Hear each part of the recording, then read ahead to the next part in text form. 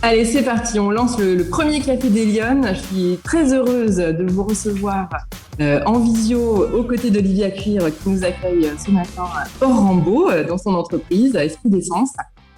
Pour ce premier Café des Lyonnes, je vous rappelle un petit peu le concept. L'idée de créer cette équipe des Lyonnes, c'était d'avoir un petit peu un groupe pour encourager les femmes à prendre leur part dans le débat public et ne pas s'enfermer dans une victimisation des femmes, mais être plutôt dans une démarche où on encourage, où on s'écoute et où on essaie de trouver des solutions et des actions très concrètes, voilà, pour que les femmes osent prendre davantage leur place sur le débat public.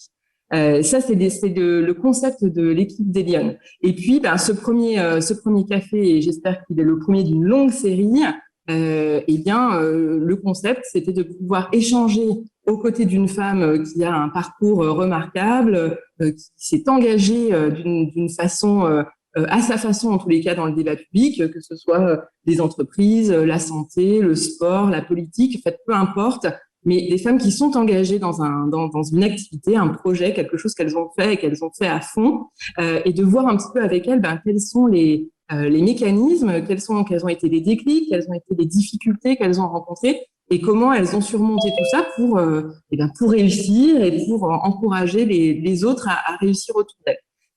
Voilà, ça c'est pour la petite introduction sur le Café des Lyonnes.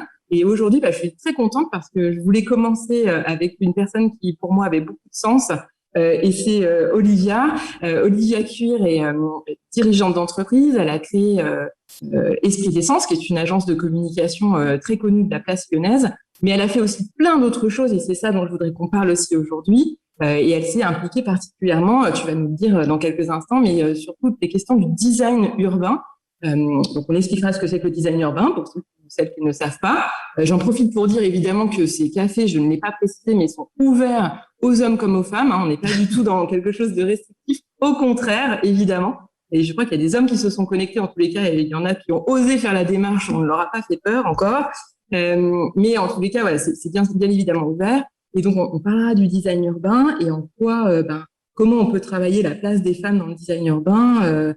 Voilà. Et tu nous parleras aussi d'un autre projet, d'un tout nouveau projet, Urban Chrysalide, qui est un do tank, c'est ça? C'est ça. Tu nous diras un petit peu ce que c'est. Voilà, je vous propose, on va faire un format assez court parce que tout le monde est très occupé. Évidemment, on sait que vous avez des journées chargées. On voulait faire un petit créneau de 30 minutes, 40 minutes maximum. On fait cette discussion. N'hésitez pas à poser vos questions dans le chat. Il y a beaucoup de Lyonnes qui m'ont déjà envoyé des questions, donc je les poserai à Olivia tout au long de cet échange. Et puis, je vous souhaite un bon café des Lyonnes et je vous propose qu'on commence. Olivia, que tu puisses un peu nous dire d'abord, on a beaucoup parlé pour préparer cet entretien de l'engagement des femmes. Qu'est-ce que ça veut dire pour toi? Est-ce que tu te sens être une femme engagée et qu'est-ce que ça veut dire pour toi l'engagement au féminin? Alors moi, je suis férocement, pour reprendre ton idée de Lyonne, férocement engagée. Je pense depuis toujours, mais je pense que l'engagement, c'est la nature d'être des femmes. Tout au long, finalement, dans tous les cycles de notre vie de femme, engagée pour nos enfants, engagée dans nos vies donc de maman, donc de mère, d'épouse, engagée aussi auprès de nos amis. Enfin, j'ai l'impression que c'est vraiment c'est dans ma nature depuis toujours. Engagée, c'est être impliquée, très impliquée dans ce que l'on peut faire. Et puis l'engagement, c'est surtout de la générosité.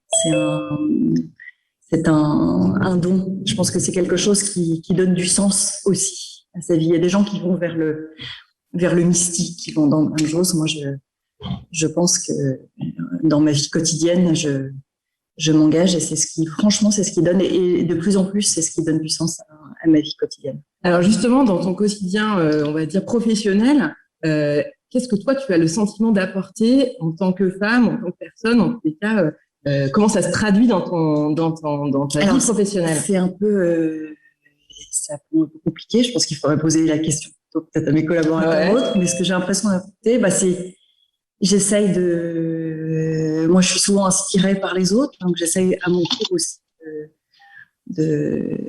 d'apporter de l'inspiration, de nourrir, d'apporter des choses, de faire avancer des choses aussi. Je pense que c'est principalement ça.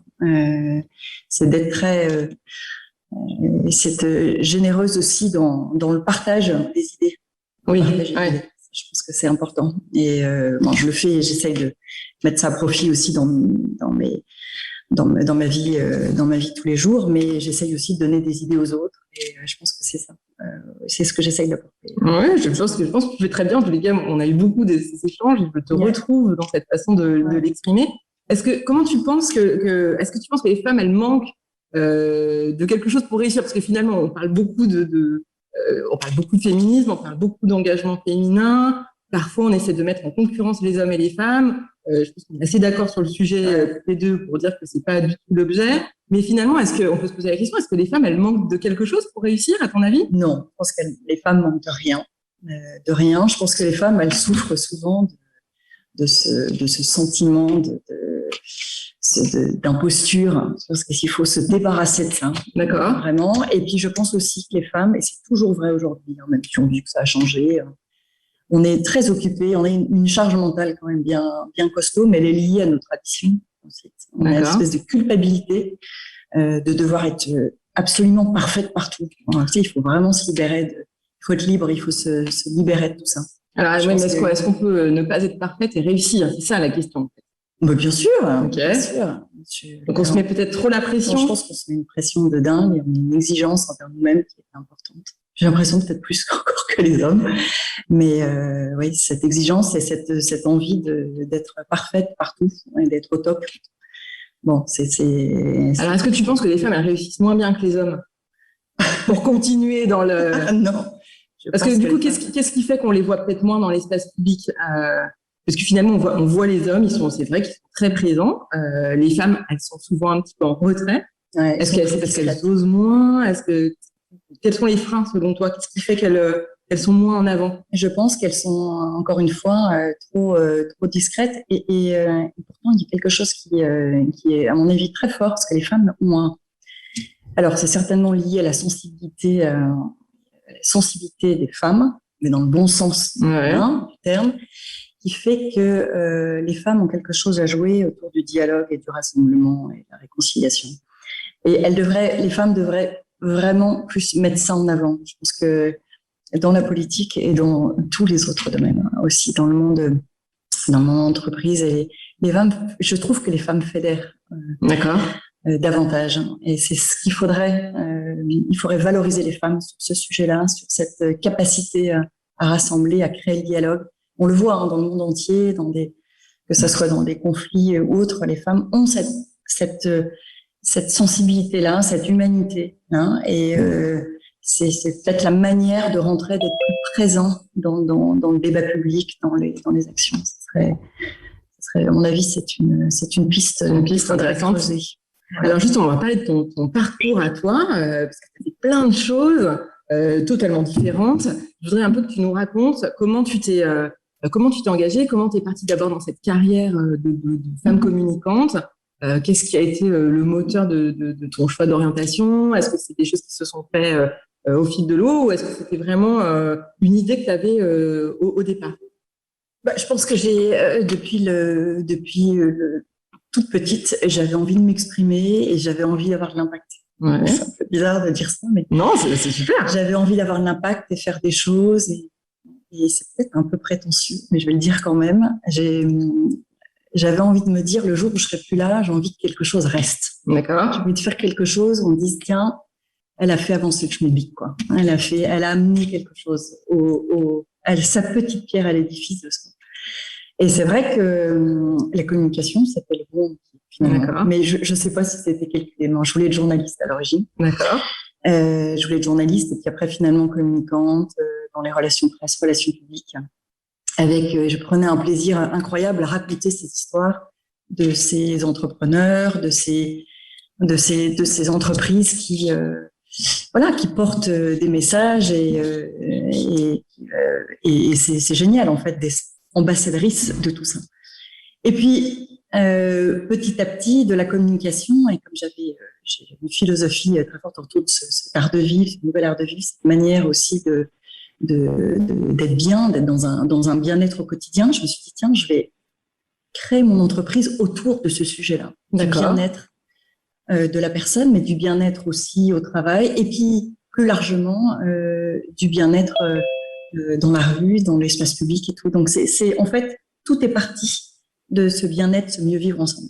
Voilà. Et donc, créer l'agence autour de ces sujets pour arriver, eh bien, on va en parler au design, mais au design urbain, c'est-à-dire de retrouver une harmonie dans la ville, qu'il n'y ait pas de rupture, qu'il y ait le moins de rupture possible entre le socle vraiment personnel dans sa maison et la rue. Aujourd'hui, il y a trop de fractures entre les deux. Il faut qu'on s'approprie l'espace public et qu'on redonne du sens à tout ça. Donc voilà comment je sais pas, il n'y a pas eu de carrière tracée, c'était juste j'ai suivi aussi mon instinct. C'est aussi beaucoup lié au lieu. Le fait d'arriver à Lyon a aussi beaucoup influencé ma façon de voir les choses. Arriver à Lyon dans une ville qui symbolise l'art de vivre. Ah, c'est vrai, oui. Autour de la gastronomie, le vin, le bien-être. C'est une ville très harmonieuse. Il y a certainement plein de choses à faire encore. Je peux en parler pendant des heures. Toujours améliorer, mais c'est une ville et je me dis, tiens, c'est intéressant de parler de cet environnement urbain d'une manière un peu différente. Mais alors, on repart un petit peu en arrière. Moi, ça m'intéresse, je suis fascinée par ça. C'est quoi le fondement de cette décision de créer son agence? Parce que c'est hyper exigeant, c'est un milieu qui est très concurrentiel, comme plein d'autres évidemment, mais je veux dire, qu'est-ce qui fait qu'on ose créer cette agence? Parce que une femme qui crée une agence, c'est quand même pas si courant. Une femme qui crée son entreprise, aujourd'hui, ça commence à être assez commun. Mais c'est vrai que sur les métiers de la communication, même s'il y a beaucoup de femmes, il y en a très peu qui sont à la tête de ce genre de... Moi, je suis une passionnée de ces métiers de la communication. Et puis, j'avais envie d'entreprendre depuis toujours parce que j'avais des modèles aussi autour de moi. Mes parents ont entrepris, mes grands-parents, mes arrière-grands-parents. J'ai une famille aussi qui a vraiment pris sa vie en main et qui a connu, j'ai des exemples autour de moi de personnes qui ont connu pas mal d'échecs professionnels aussi, qui ont su rebondir. Donc, j'avais pas de peur. Je pense qu'il n'y avait pas de crainte. Je me suis dit, allez, je fonce. En fait, j'ai tout le temps fonctionné comme ça. Je ne me suis pas tellement posé de questions. Je crois que c'était programmé depuis toujours. Il fallait que je crée quelque chose. Et mon métier, c'était la com, donc je me suis lancée dans une agence de com. Et alors, est-ce que dans ce parcours, est-ce qu'il y a plutôt des hommes, des femmes qui t'ont aidé? Est-ce qu'il y a des gens qui ont inspiré, qui ont créé des déclics? Ou est-ce que c'est vraiment toi qui as fait ta construction? Non, il y a plein. Non, c'est une histoire de rencontres. C'est plein de rencontres. En fait, je pense qu'il faut être vraiment à l'écoute de ces personnes qui arrivent et qui croisent notre chemin et qui sont très inspirants et qui participent aussi à la confiance, qui nous donnent envie. Allez, tu peux le faire. Oui, c'est ça. Ça, c'est quand même un mot-clé, hein. La confiance. Ouais, c'est vraiment c'est important. Et ça, je pense que tout au long de sa vie, il faut essayer de s'approcher de personnes positives comme ça et qui nous accompagnent aussi. Il faut être accompagné, entouré, vraiment entouré des bonnes personnes. Évidemment dans son cercle familial, mais aussi dans son cercle amical et professionnel. Aller chercher des personnes positives qui vont nous donner envie d'aller et qu'on va aussi pouvoir accompagner dans une démarche positive. Moi, j'ai rencontré des gens incroyables. Je pense à Fernand Galula qui est décédé il y a 2 ans, un homme important à Lyon, du monde des médias et l'immobilier, qui m'a fait confiance. L'agence avait 2 ans, on démarrait. Et il m'a dit, c'était tout le début de l'histoire du Grand Hôtel Dieu, il m'a dit, réponds à cet appel d'offres, vas-y, tu vas pouvoir, tu vas le faire. D'accord. J'ai dit, tu sais, l'agence est petite et tout, c'est quoi, un gros dossier, quoi. Ouais. J'ai accompagné toute la reconversion du Grand Hôtel Dieu. Vas-y, je te fais confiance. Tu vas y arriver. J'ai gagné. Et ça, c'était un moteur. C'est un moteur énorme. Ouais. Je dois beaucoup. Ouais. Je dois beaucoup, donc c'est important et je pourrais en citer plein d'autres et encore aujourd'hui. Le tout, c'est d'être à l'écoute et de bien, d'écouter ces messages. Alors, je suis curieuse, j'ai une question qu'on m'a posée, mais une jeune fille, Eden, qui nous suit peut-être aujourd'hui, m'a posé ce week-end, m'a demandé, mais c'est quoi le premier job d'Olivia Cuir? Qu'est-ce que tu as fait, ta première expérience professionnelle? Est-ce que tu t'en rappelles? Ma première expérience professionnelle, c'était Publicis. Donc, je suis arrivée tout de suite. J'ai commencé, en fait, j'ai fait un long stage dans cette belle entreprise internationale. C'est une très, très belle formation. Et voilà, c'est pour ça qu'il faut vraiment faire attention au stage. Les stages, c'est très important. Oui, les stages, c'est quand même très. Je n'arrête pas de le dire. C'est important parce que c'est un vrai vivier aussi pour les entreprises. Donc, il faut réussir son stage. Il faut s'impliquer à fond dans ces stages. Oui, ça, c'est bien de le redire. À tous les stagiaires, il faut s'impliquer comme si c'est un premier job. Il faut se dire, c'est mon premier job, je vais tout faire. Ouais. Et c'est ce que j'ai fait. Et j'ai été embauchée. Je suis restée 10 ans. Ah oui, donc c'était 6. Ouais, ça a fonctionné. Voilà. C'était. Voilà. Mais c'est important. Et il faut bien choisir ses stages parce que j'avais démarré dans le gros groupe TF1 et j'avais un stage de 6 mois. Et c'est TF1 qui m'a aidée aussi. Donc, cette TF1 et Publicis, c'est sûr que je pense qu'il faut aller aussi chercher ces belles entreprises. Ça aide au début pour démarrer parce que c'est des références quand même. Oui, c'est ça. Dans le monde de ça permet de créer son expérience et ensuite de faire son chemin. Donc, on chemine. Dans les petites questions bonus, question un peu girly, mais c'est quoi une journée type d'Olivia Cuir aujourd'hui, chef d'entreprise? Je ne sais pas s'il y a une journée type. Il n'y en a peut-être pas. Hein, non, il n'y en a pas vraiment, mais j'essaye 2 fois par semaine de faire du sport le matin. Et j'ai la chance parce que je n'arrive pas à le faire seule. Donc je suis obligée d'avoir un coach qui vient ça fait 4 ans maintenant. Une formidable. Et c'est vraiment une femme. Une femme et elle est très importante dans ma vie parce qu'elle est coach, mais elle est aussi un peu psy. C'est drôle parce qu'on en parle beaucoup. Oui, bien sûr. Et elle m'accompagne. Moi, j'ai des gros problèmes de dos. Et elle est vraiment, vraiment une partenaire, quoi. De ma vie. Sans cette femme-là, je ne sais pas si je pourrais tenir avec le rythme que j'ai aujourd'hui. Ouais, c'est vraiment important.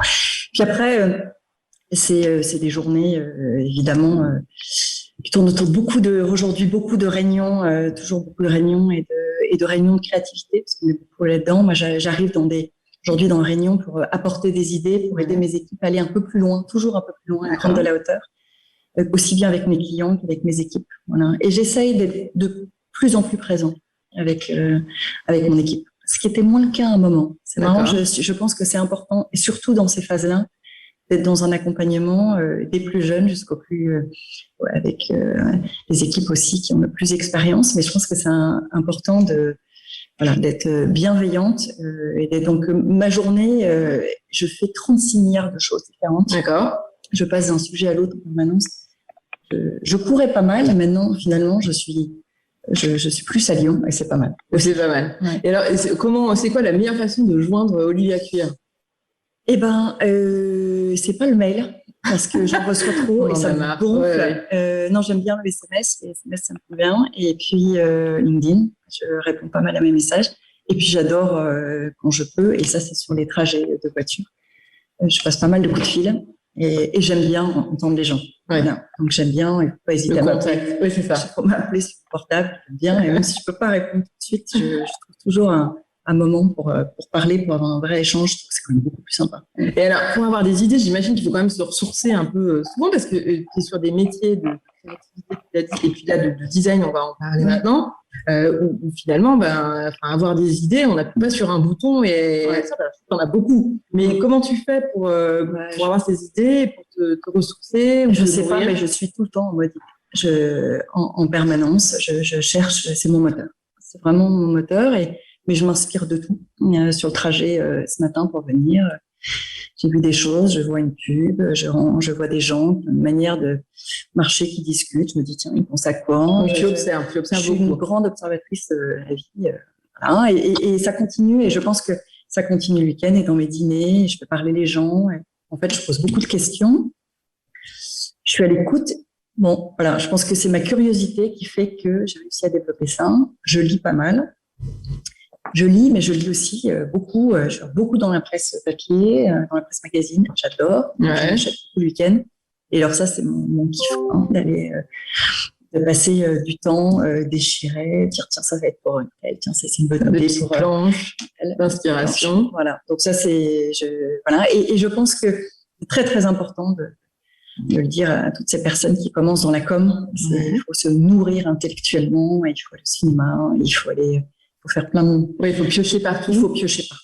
Moi, je sors d'un film, je me dis, je me souviens très bien d'avoir vu La Belle Époque l'année dernière, je suis sortie du film et je me suis dit, ok, je sais ce que je veux faire comme événement, ce que je voudrais produire comme événement l'année prochaine. Quoi. J'étais convaincue, je vais le faire. Ah ben alors, parfait, belle transition. Alors, sur les événements, justement, parce que du coup, après Esprit d'Essence, tu as créé un objet lyonnais qui n'existait pas, qui s'appelle Lyon City Demain, et tu es allé te plonger dans le design urbain. Alors déjà, est-ce que tu peux nous dire ce que c'est que le design urbain, et est-ce que tu peux nous expliquer pourquoi tu as choisi de faire cet événement et quel était le moteur? Alors d'abord, c'était l'idée de créer une association qui s'appelle Lyon Design, fédérer les acteurs du design. Et ce qu'on a tout de suite proposé, je l'ai fait avec Bernard Hédier, qui est le président directeur général de Fermob, qui est un client de l'agence et qui a certainement participé aussi à mon éveil sur le design urbain, parce que Fermob, c'est la chaise, c'est avant tout la chaise dans la vie. C'est l'assise, c'est comment on crée aussi du lien social en rassemblant deux chaises. On dit comment une chaise peut créer du lien social, peut être médiateur, un objet social dans la ville. Oui, c'est pas évident. Pas évident. Et je me suis dit, ok, c'est ça, le design urbain. Le design urbain, c'est toute l'interface entre l'homme dans la ville et le bâti. C'est tout le reste. Donc, c'est beaucoup. C'est toutes les sensations de la ville. C'est ce qui fait qu'on se sent bien, qu'on ne se sent pas bien dans une ville. C'est le rapport à l'éclairage, le rapport à la verdure, donc au végétal, le rapport à l'eau, le revêtement du sol. C'est plein de choses. C'est la signalétique en ville, c'est la mobilité en ville. C'est tout ça. Donc, c'est beaucoup, beaucoup de choses. Et il y a peu de villes qui ont préempté ce sujet-là. Et je trouvais qu'à Lyon, depuis toujours, j'avais un sentiment de bien-être dans cette ville et de mieux en mieux. En fait, je me sentais de mieux en mieux. Je me dis, qu'est-ce qui fait que je me sens bien? Et donc, j'ai observé la relation à l'eau, cette confluence, plein de choses, ces espaces piétons, l'ambiance sonore est très importante aussi. Il y a des villes où on se sent extrêmement mal, on ne sait pas pourquoi, c'est parce que c'est très agressé. Je rentre du Caire, j'étais très mal au Caire. Caire, il vient très bruyant, hyper bruyant. Au-delà de la chaleur et la poussière, c'est surtout hyper bruyant. Et donc, c'est très important de travailler. Alors, bon, ils n'ont pas la chance, on a de la chance. On a beaucoup de chance. Il faut voyager aussi pour comprendre qu'on a de la chance. Il faut arrêter de râler parce qu'on est vraiment très, très, très heureux en France. On a une qualité de vie urbaine. Certes, il y a encore plein de choses à faire, mais qui est extraordinaire. Donc, moi, ce qui m'intéresse, c'est ça. Voilà. Et donc, on a créé un événement, ce qu'on appelle un POC, un Proof of Concept. En fait, l'idée, c'est de lancer un appel à projet dans un quartier, dans des quartiers en mutation, et de dire et de proposer à des designers, à des penseurs de la ville, de dire, écoutez, ce quartier, il va évoluer. Est-ce que vous avez des idées à nous apporter pour faire en sorte que ce quartier soit un quartier où on se sent bien? Voilà. Donc, ils proposent des idées, du mobilier urbain, des services, de l'architecture, des micro-architectures. Ces projets, on les étudie. On reçoit environ une 50aine de projets tous les 2 ans. Et puis, on réunit un jury et on les prototype, ce qui est quand même là. Ah oui, d'accord, très bien. On prototype ces idées. C'est-à-dire que c'est des nouvelles idées pour la ville qui vont améliorer vraiment le quotidien des usagers. D'accord. Et on les prototype. Et pendant l'événement, pendant le festival, on les fait tester. D'accord, donc tu les accueilles. C'est ça physiquement ici. Oui, c'est ça le design, c'est très important. Le design, c'est pas le dessin DE2SIN, c'est le dessin DE2SIEN.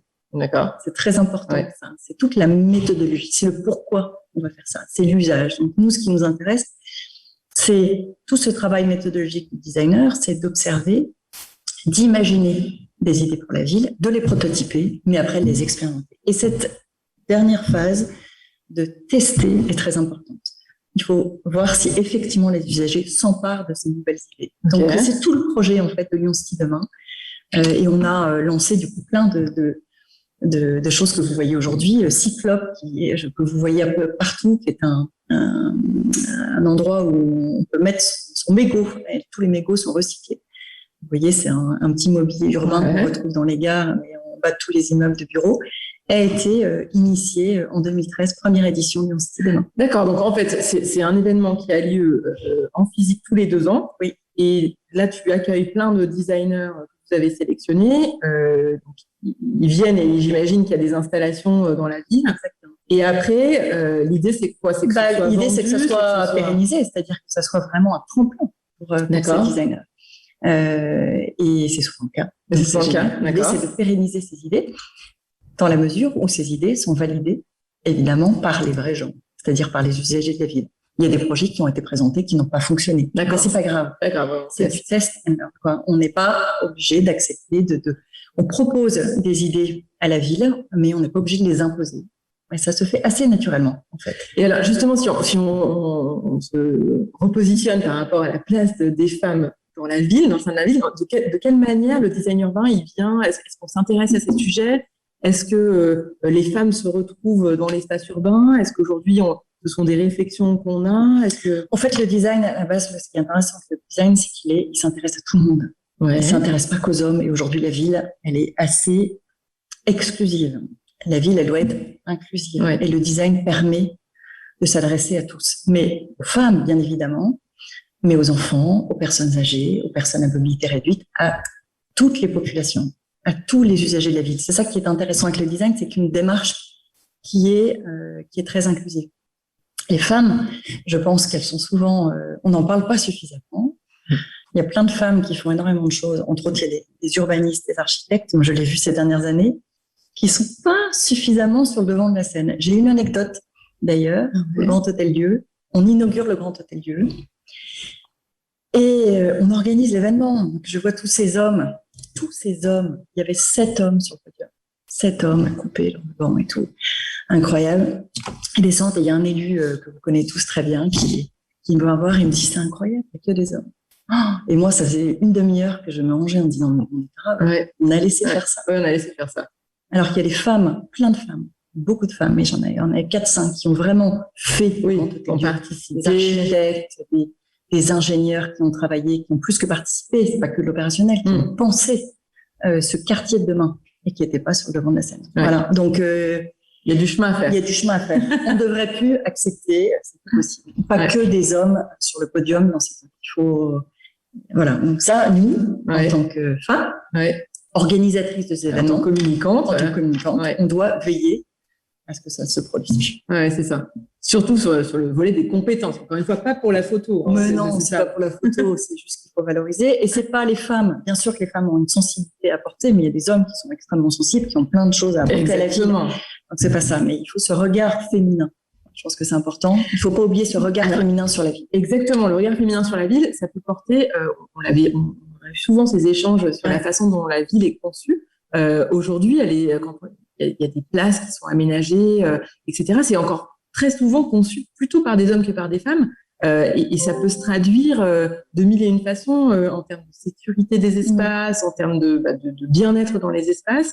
Est-ce que ça, c'est des choses qui doivent encore évoluer? Comment on peut faire avancer ce Oui, il y a beaucoup de femmes, designers qui travaillent sur ces sujets-là, mais il faut effectivement travailler. Tu parles de la sécurité, ça c'est vraiment, vraiment important. Les femmes vont courir aujourd'hui en ville. Oui, elles ne sont pas forcément à l'aise aujourd'hui. Donc, il faut travailler. Le rapport aussi à la lumière est très important. En plus, on a plein d'idées de préconçues sur la lumière en ville. Il faut être douché par la lumière. Pour la sécurité, on va mettre beaucoup de lumière, ce qui n'est pas forcément la bonne idée. D'accord. Ça peut être très effrayant. Ok. C'est une fausse bonne idée. Donc, ça peut être trop brutal. Ça peut être trop brutal et ça peut être très désagréable et relativement anxiogène. D'accord. Donc, il y a beaucoup de gens qui travaillent là-dessus, beaucoup de femmes et d'hommes. Mais ce qui m'importe, c'est plus d'avoir ce regard féminin et je veux pas parler de ville genrée, ça me gonfle, c'est pas le sujet, c'est juste du bon sens. C'est ça. Du bon sens. Remettre aussi l'hygiène dans la ville. On va parler ensemble. Ça paraît peut-être un peu bête de dire ça, mais il faudrait remettre des toilettes. Des toilettes. La propreté, bien sûr. Propres dans la ville pour les hommes et les femmes. C'est vraiment, vraiment important. Moi, je veux pas dans ces algécos dégueulasses, ça m'intéresse pas. En revanche, de remettre, je trouve que c'est important. Il y a des villes qui le font, comme la ville de New York le fait. Et ça, c'est des petits détails. Alors, est-ce qu'il y a des villes dans le monde qui sont spécialisées de ces questions du design urbain? Parce qu'on parle souvent de Saint-Étienne, qui a une biennale du design. Je sais que toi, tu essaies d'implanter ça à Lyon, sans faire une place forte du design en ville. Et je crois qu'il y a quand même d'autres villes. Oui, il y a beaucoup de villes des villes du nord de l'Europe, Barcelone, et puis une ville qui pour moi est vraiment une ville référence, c'est Montréal. D'accord. Montréal a intégré un bureau du design vraiment dans une place dans l'exécutif. En fait. Ah oui, dans la gouvernance de la ville en tant que telle. Bureau du design, bureau du design urbain. C'est-à-dire que ce qu'on voit aujourd'hui arriver sur des concertations, des participations citoyennes pour travailler sur une nouvelle place, à Montréal, on le fait depuis très très longtemps. Donc c'est très inspirant. Montréal a travaillé depuis très longtemps sur ce qu'on appelle le design de chantier. C'est-à-dire que la ville qui est en perpétuels travaux, forcément c'est beaucoup de nuisances. Oui, c'est vrai.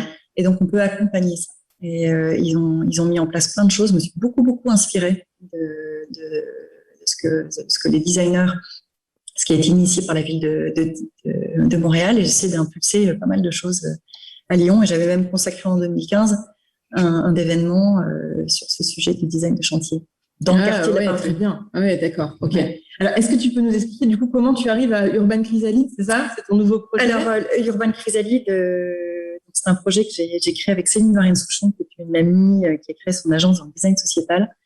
Et avec Céline, on a envie de passer à l'action. Parce que tout le sujet là-dedans, c'est de passer à l'action. Arrêter de parler, juste passer à l'action. Faire des choses. Il y a plein de gens qui ont plein d'idées et qui n'ont pas forcément la capacité de le faire seuls. Donc l'idée, c'est de décloisonner les mondes, de rassembler des gens et de dire, voilà, tu as une bonne idée pour la ville de demain, pour améliorer, et ben on va le faire ensemble. Alors là, c'est un projet 100% intérêt général. On est tous bénévoles. On a réuni une 40aine de personnes. On a lancé ça en janvier 2020. C'est génial. Okay. C'est génial. Alors, ça se traduit comment ça se traduit, on a un projet sur l'alimentation, sur comment cultiver dans la ville et apporter les fruits de ce travail aux plus fragiles. D'accord. Et on a créé une association. L'association, d'ailleurs, premier conseil d'administration demain midi. Okay. Très belle association qui est en train de se créer. On a trouvé du foncier, on a trouvé des associations qui vont nous aider pour le maraîchage. On va faire de la réinsertion et on va le mettre et on va vraiment accompagner jusqu'à mettre à disposition tous ces produits, ces légumes et ces fruits pour les plus fragiles dans notre ville. Et tout ça, en les transformant également. Et donc, tout ça, ça s'est fait en 6 mois. D'accord. On a un autre projet qui est génial pour faire en sorte que les jeunes, c'est très important pour moi, deviennent vraiment acteurs de la ville, se réapproprient la ville. Le sujet, c'est les enfants. Vraiment, c'est les enfants. C'est vraiment important de les impliquer dès le plus jeune âge. Donc, on a un projet hyper sympa autour de l'eau. Faire en sorte que les enfants apportent des idées aussi pour qu'on soit plus en contact encore à Lyon avec l'eau. Parce qu'on sait que c'est un facteur d'apaisement et de sérénité absolument formidable, mais surtout dans les quartiers plus difficiles, qui souffrent peut-être un peu plus de la chaleur l'été. Ouais, tout à fait. Et donc à Lyon, on a de la chance, on a de l'eau partout. Et donc les enfants, on va les faire travailler, on va les aider à créer et imaginer.